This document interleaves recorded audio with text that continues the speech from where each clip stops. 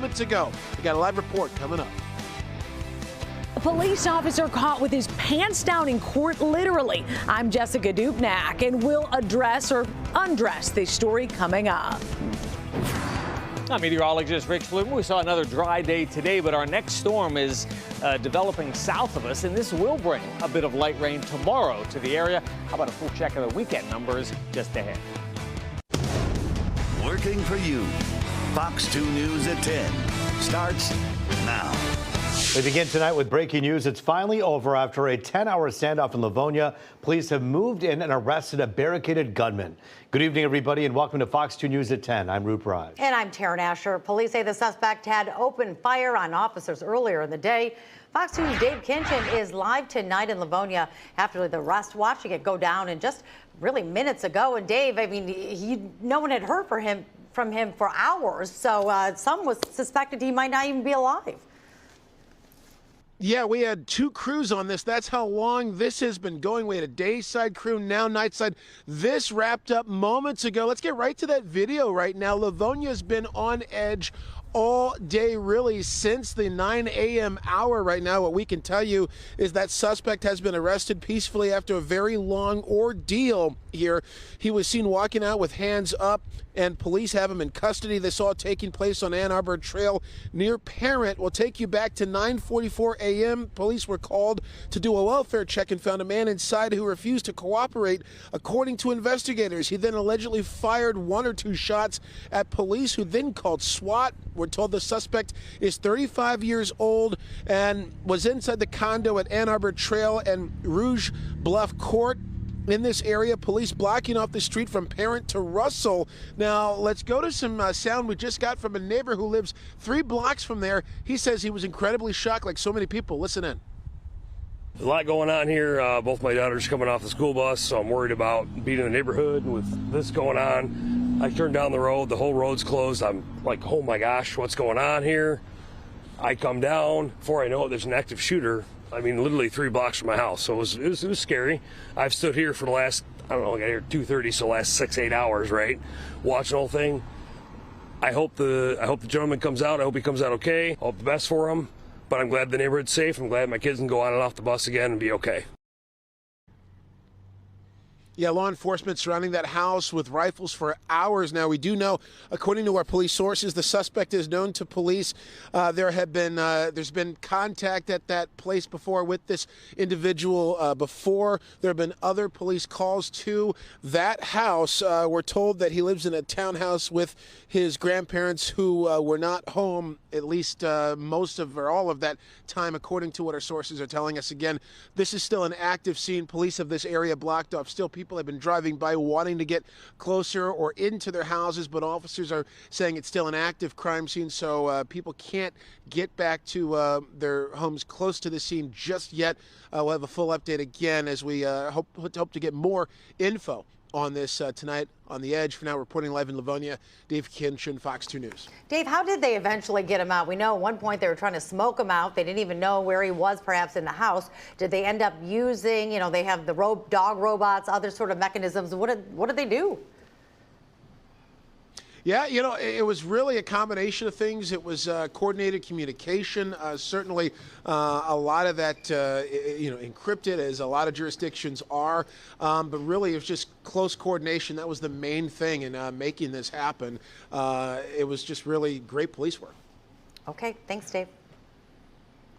Well, in Taylor, a domestic violence suspect finally captured, but not before sparking a manhunt and a lockdown. The man's pregnant girlfriend called police earlier in the day saying he attacked her. Police got there, spotted his vehicle and chased him. He got out and ran into the woods, triggering the lockdown. Dogs, drones, and dozens of officers took part in the search. After looking around homes on Kirsten Street, police finally found him in someone's backyard and made the arrest. Seen him run through the yard, and he jumped the fence, our back fence, and went over onto Wellington. So he must have made his way back through other people's yards. Eventually, you're going to get caught. Life's going to catch up to you, and now he'll be in jail here to handle our incident, and then he'll be conveyed to Dearborn Heights to go to court for that incident. The man was also wanted in an earlier unrelated assault. Police officers, they're just like the rest of us. They put their pants on one leg at a time. Or at least they're supposed to. One officer is now in trouble for taking part in a hearing via Zoom, pantless. We get down to the bare details tonight with Fox 2's Jessica Dupnack. She's live in Southfield. And Jess, I mean, this has been getting national headlines because the audacity for someone to do this. Yeah, you know, when TMZ picks it up, then you're pretty much cooked. I hope this officer has some thick skin because the jokes out there are absolutely relentless. Now, this all happened in Judge Sean Perkins' courtroom. He's a judge at 36th District Court here in Detroit. I've been following him for a while. This is not the first time he has gone viral. I don't know what it is, but he has a knack for some of the craziest things that I've ever seen. Take a look. Put your appearance on the record, please. Yes, Officer Jackson, badge number 3919, out of the 12th precinct. You got some pants on, officer? Sir, they're in the... No, sir. It's his demeanor for me, those looks. Listen, that when he was shocked yesterday. I mean, when he, you know, a lot of judges aren't really prepared to ask a man, "Are you wearing pants?" Yep. That happened in Judge Sean Perkins' courtroom this week. Stunned, but not skipping a beat. Okay, Miss Lee. It was definitely a Perkins look. Head judge over at 36th District told us Perkins has that patented look often. Remember Peanut Butter and Jelly Mom? Put whatever you're trying to prepare down. I'm going to be my daughter. Who was also in a robe. You got to put your properly dressed on. I am properly dressed. I have on a t-shirt. I am properly dressed. Is that a robe? The judge getting spicy this summer with another woman. It's some bullshit. It's just crazy. All right. Okay, now you're coming down to the courthouse, all right? We're going to show you some bullshit. Something about his courtroom where he gets some real wild situations. What is it about that courtroom? Yeah, that's when I contacted them this morning, and I have a different joke every time I reach out to them when there's something that I see on the news. You got some pants on, officer? Sir, they're in the...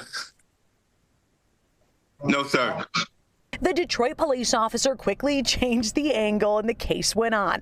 Judge Perkins says this officer is actually one of the best. Sounds like he was having an off day, a pants off day. When you turn your camera on, you have to be in the proper attire. You have to be in a position ready to conduct your business. That judge could have his own reality show. Now we got to get serious for just a minute. Detroit police, they did release a statement. Let's take a look at that. Specifically, Chief Todd Bettison saying the involved officers' actions are not representative of the professionalism of this department and will be appropriately addressed to maintain the public confidence and efficient operation of this department. So it's unclear if there will be any discipline levied at all. Now, Judge McConico, he's the head judge over at 36th District Court. He said, you can't be driving in Zoom court. They've had that before, too. And you have to wear clothes. Reporting downtown Detroit, Jessica Dupnack, Fox 2 News. Yeah, I mean, Jess, it's been a minute since COVID has come and gone. And that's when the Zoom stuff really started kind of taking off. Isn't it time that people get back into the courtroom? If judges and juries are required to be present in the courtroom and sworn in, shouldn't defendants? Yeah, this is a conversation I've had with law enforcement, with the prosecutor's office. I don't really understand, and there's not really a good answer that's ever been given as to why, but I don't see this whole Zoom era going away anytime soon. And remember, Roop, this is all streamed on YouTube where we can pick it up, and it really lives forever on the internet. Yeah, harder to be pantless or with a peanut butter and jelly sandwich sitting in a courtroom than it is in your house. So, we'll see. All right. Very true. Jessica Dupnack for us live tonight. Thanks. Always something. Well, yeah.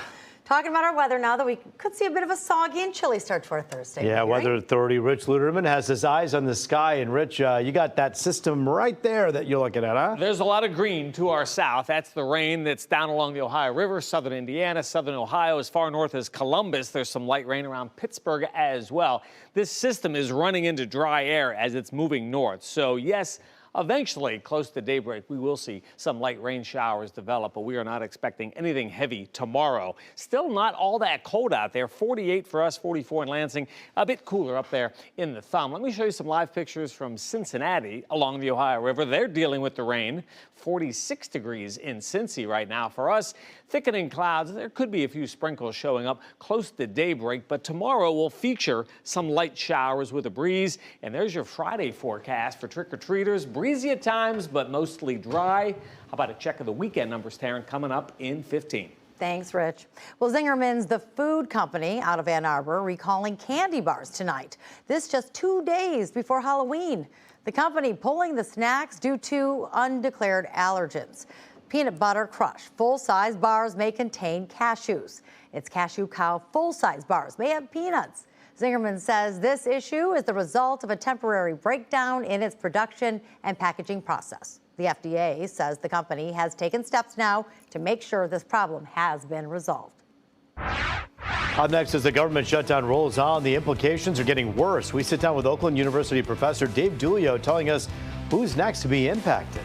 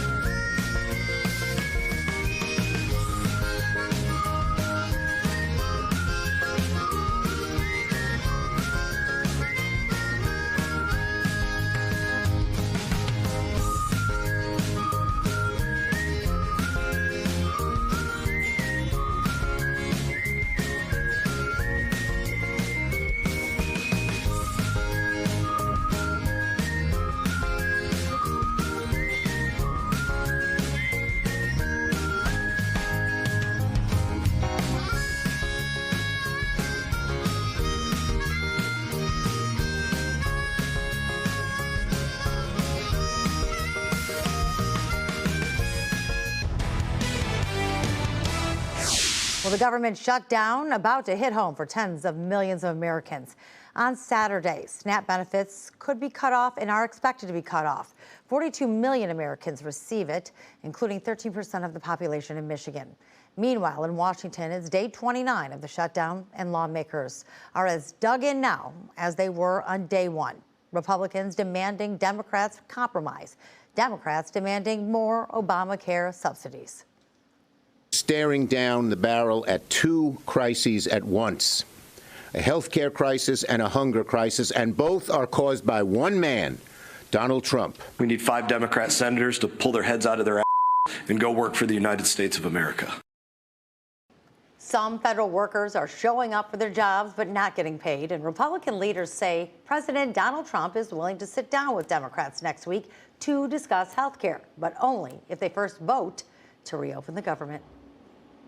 And as the government shutdown does continue, the political consequences, of course, deepen, and so does the need for food in our area. Joining us now, political science professor Dave Dulio. Dave, it's good to see you. Thanks for joining us here. So as this shutdown rolls on, we're seeing a lot of finger pointing between Democrats and Republicans. Who ends up kind of taking the biggest hit here when it comes to the political capital that's being lost? So I saw some interesting polling just the other day about this. The American public seems to be blaming Republicans more than Democrats, but by only a slight margin. At the same time, in the same survey with the same folks answering the questions, 2-to-1 Americans said that Democrats ought to vote for the clean continuing resolution bill and end the shutdown. So the overall blame for Republicans, but I think the public sees that the Democrats could actually stop this and get us moving on to more of the people's business. From a political calculus point of view, I find it kind of an interesting debate, because Democrats will say, hey, we're doing this because we want to make sure that people have Obamacare subsidies. But in doing that, the SNAP benefits, of course, expire on Saturday. So one could argue you're trying to put the cart before the horse, and you're actually talking about subsidies when we actually got to get food on the table. That's right. And I think to this point, both sides have been not only dug in on their position, but dug in on their messaging.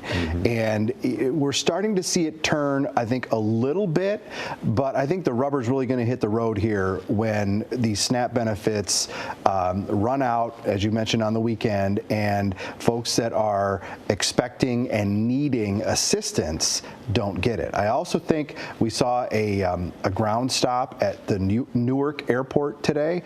If that gets, because of air traffic control, staffing problems, if that goes wider and more national, and we have millions of Americans who are without food assistance, if we have millions of Americans who are have their travel plans interrupted or disturbed, right? Now we're talking about major political pressure on everybody in Congress to get this taken care of. So the last time we had a shutdown like this was 2019. It lasted 35 days. Do you think people's memories are great enough and deep enough to remember which lawmakers were standing this one out and allowing this kind of chaos? And will that political consequence actually be seen come election time? I don't think that people remember anything about the prior shutdown. I don't think people remember earlier this year when we had to have a similar process play out where we needed a continuing resolution to get through so we could not have the government shut down, right? So, but when it comes to campaigns, you know, it's not just their memories that would keep this alive. It's the campaign commercials that will be aired in the Senate race that we're going to have here in Michigan, in the two really competitive U.S. House races that we're going to have here in Michigan. So I think that if either side comes out of this and sees an advantage during the campaign season because of this, they will absolutely recycle it. So with this dire need, as you talk about SNAP benefits running out, we talk about the issues with the ground stops, does one of the parties come out, kind of take it at the chin a little bit and say, you know what, I'm going to go ahead and compromise here, and when I do, I can then say I'm doing this for the kids. I'm doing this for the people who need the food. I think in more normal political times that might be the case, but because both sides, as we said, have been so dug in because of, in my view, their bases, right? They have really been loyal to the sort of extreme wings of their party, right? We're going to hold the line on spending, say the Republicans. Well, we need to have these Obamacare subsidies put back in, say the Democrats. Whoever blinks on this is going to make their base mad, right? And that's a bigger danger, I think, to them right now than anybody in the middle. Unless, though, perhaps you have a lot of political capital like President Trump who could say, you know what, I'm going to take this meeting with Democrats because I want kids and I want people to eat. Do you think that's something that he could likely do? he could try, right? But there are enough Republicans in the House, and maybe even in the Senate, but in the House for sure, who are willing to go the opposite way with him. We've seen them on display in previous rounds of voting on this, that, or the other issue where, you know, they have stood in the way of something passing. So I think that this is it's going to be a tense time here on Capitol Hill for the next several days, week, until this thing gets figured out. Well, stay with us. I know you're going to be with us on the Pulse later on tonight, talking about the governor's race with Dave Dulio, political science professor at Oakland University. Always good to be with you. Thanks.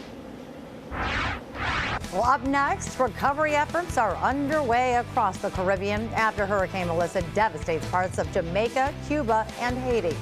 A closer look at the trail of destruction when we come back.